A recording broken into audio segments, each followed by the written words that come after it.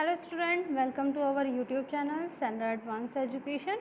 This is English reader and the book name is Waves, and today I am going to teach you a poem, lesson 5, and the poem name is Where Go the Boats.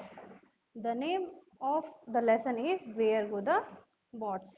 इसका meaning है जो boats हैं वो कहाँ जाती हैं, जो नौका है, नाव है, वो कहाँ जाती है। ये जो पोयम है ये एक बच्चे की इमेजिनेशन, कल्पना पर आधारित है। इसमें एक छोटा सा बच्चा कल्पना करता है कि जो नदियों में मैं नाव छोड़ता हूँ वो कहाँ जाती है और मेरे पास वो लौटकर कब आएंगी।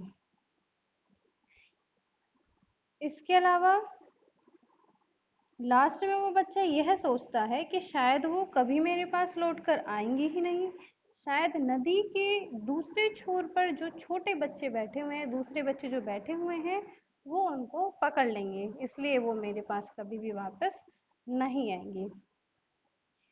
आइए पढ़ते हैं पोयम को। बड़ी अच्छी ये पोयम है, रॉबर्ट लॉइस स्टेनवेंसन जी के द्वारा लिखी गई है। Robert Louis स्टेनवेंसन।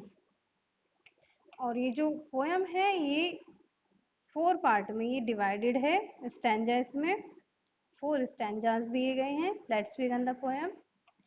Dark brown the river, जो नदी है वो डार्क ब्राउन है, नदी का कलर जो है वो डार्क ब्राउन है। गोल्डन इज द सैंड, वो जो रेत है, सैंड है, उसका कलर सुनहरा है, गोल्डन है। It flows along for ever, और ये नदी हमेशा बहती रहती है।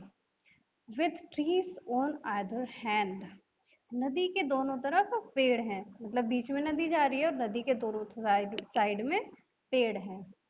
ग्रीन लीव्स आर फ्लोटिंग, पेड़ों की जो हरी पत्तियां हैं जो नदी में गिर जाती हैं वो तैर रही हैं।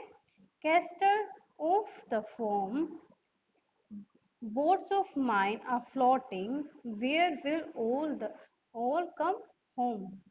कैस्टर ऑफ द फोम, जो नदी है, नदी के पानी के कारण नदी में झाग बन गए हैं, जिसमें जो बच्चा है वो सोचता है, उसको ऐसा लगता है कि वो फोम के एक महल बन गए हैं, मतलब फोम के झाग से फोम के महल बन गए हैं। इस तरीके से झाग जो है वो महल जैसे उसको लग रहे हैं। Boats of mine are floating, और जो मेरी जो नौका है वो नदी में आगे बहती चली जा रही है, आगे बढ़ रही है। Where will all come home, और ये जो नौका है ये मेरे घर वापस कब आएगी। जो नौका पानी में मैंने छोड़ी है नाव अपनी, वो मेरे पास वापस, मेरे घर पर वापस कब आएगी।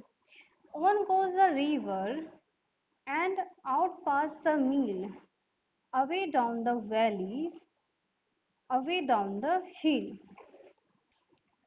ऑन गोज द रिवर, नौका नदी में बहती चली जा रही है, जो नाव है मेरी वो नदी में बहती चली जा रही है।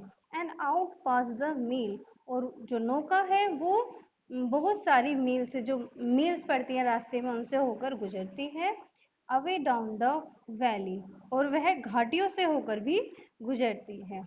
अवे डाउन द हिल्स, और इसके अलावा वह जो पहाड़ हैं, पहाड़ी हैं, उनसे, पहाड़ों से भी नीचे उतरती है। जैसे नदी नीचे उतरती है उसके साथ ही साथ वो नदी से नीचे उतरती है।